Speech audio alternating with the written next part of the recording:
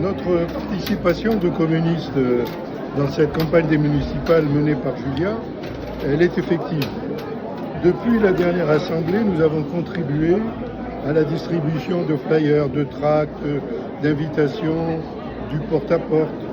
Notre engagement va se poursuivre jusqu'à la victoire de notre liste Unis pour la Garde.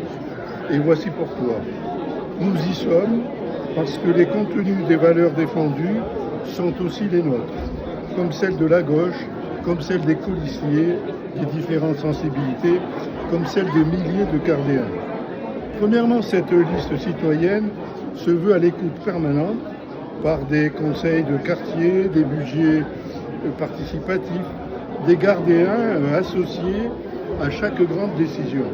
Elle prône une ville solidaire sur les questions de sécurité, de santé, de logement, d'écologie, une ville à hauteur d'enfant, de dynamiser l'économie locale, mais aussi, j'y ajouterai, des milliers d'emplois de différentes zones.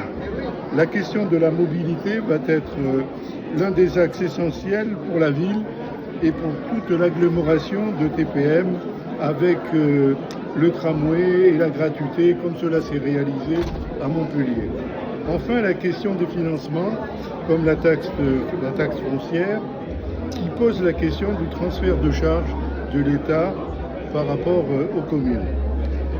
Deuxièmement, la gauche locale a toujours porté le dynamisme, l'humain, au service des Gardéens. De 1900 à 2001, il y a eu, à l'exception d'une petite dizaine d'années, des conseils municipaux de gauche, avec des maires socialistes comme André Chapelot, ou communistes comme Zunino et Delplace. Troisièmement, nous sommes face à l'extrême droite qui sème la division parmi nos concitoyens, alors que tout doit être mis en œuvre pour vivre ensemble, libres, égaux dans la fraternité.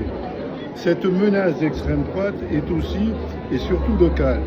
Elle est le fruit de la réponse des politiques d'austérité et d'injustice qui seront à défendre.